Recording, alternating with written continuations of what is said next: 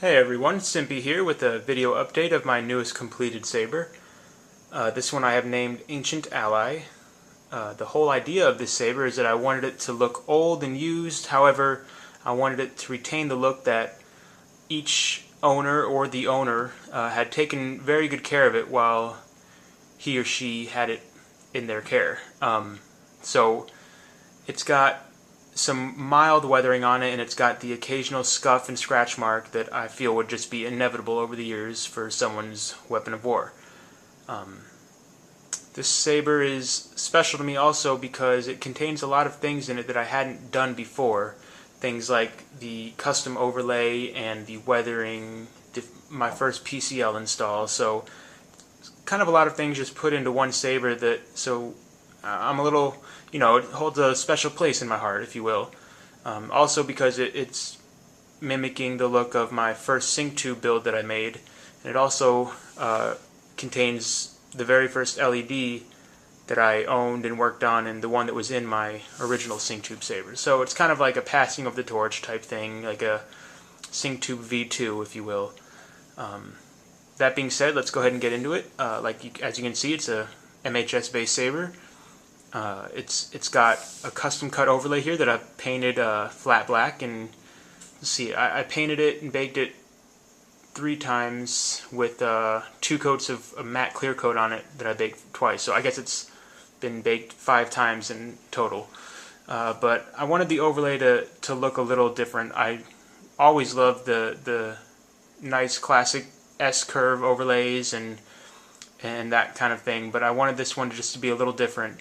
So I opted for this kind of an S-curve-ish motif, but more, on a diagonal line, and it kind of also, the overlay kind of also mimics the leather wrap on it too. So it's got that double overlay, if you will, look. So the overlay starts like that, and wraps around with that single diagonal line. Around the back, it has 3 cut grooves in it that definitely is based on the Old Republic Hope trailer with that consular saber with those 3 offset grooves in it. That also has the light shining through for the Faux Crystal Chamber. Around back of the grips, it's kind of the same lines. It's also got the leather up here as well to kind of offset. I put it all together, and it didn't have the wraps up on the blade holder originally, and it just didn't look right to me. Something looked off, but I added that, and it kind of tied everything together. It's got that light weathering on it throughout the whole saber. It'll show up a lot better in the pictures. So I've also weathered it in places where I figured would get more accumulation of that dirt and grime. So for example, on the upper choke part here, it's got some heavier weathering on it, and on the blade holder as well, throughout the whole blade holder, and some especially heavy weathering, inside the grooves here, because I didn't think that would get handled much at all. It also gives it kind of a burnt look in there as well, that might happen with a super duper hot blade. I'm trying to think what else. It's got the activation box back here that houses the recharge port, the auxiliary button, and the main power or auxiliary switch, or the main power switch. The black Covertech wheel that's also been slightly weathered, if you will. It's got just some little nicks and dings in it. I really wanted this, even though it looks simple, a lot of thought went into how this whole saber would look in the end, and I didn't want it to look overcomplicated, but I wanted it to look like people had added to it over time. One of the things that I kind of thought of were, the idea of this Faux Crystal Chamber.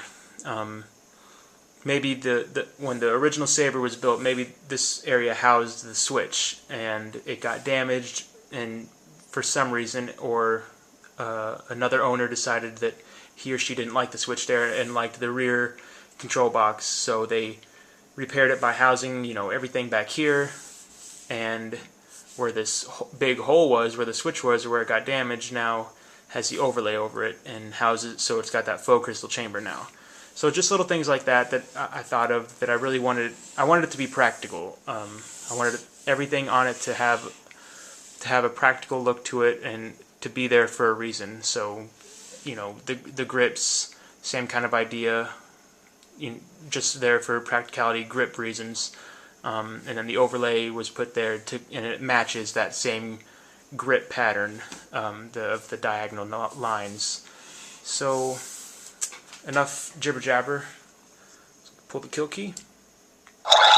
It's got a Cyan bin 1 in it and 3 accent LEDs to mimic or to give the crystal chamber and the crystal pommel, excuse me, and the faux crystal chamber their lightness.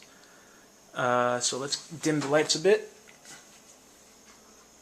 You can see that I've got my 3.3 volt pad on the PC hooked up for my crystal pommel there. The accent LEDs inside, I tried to match the best I could. I went through a couple different cyan, aqua, and turquoise color accent LEDs that until I found one that most closely matched the shade of the bin 1. I know the video makes it look too green almost, but it matches pretty well. I think it's the best match that I could find short of mixing 3 RGB accents myself. You can see it's got my indicator LED there, is one in the faux crystal chamber, and it's got a blade plug in it right now, but we'll get it fired up. It's got that ignition that we all love. You can see the crystal pommel as well as the crystal chamber there. Those 3 grooves. It's just got got the 2 accent LEDs housed back here to give it a really nice bright chamber, and then the main LED, obviously. It's got the anti-power off protection as well. So let me set this down and let's get a blade in it real quick.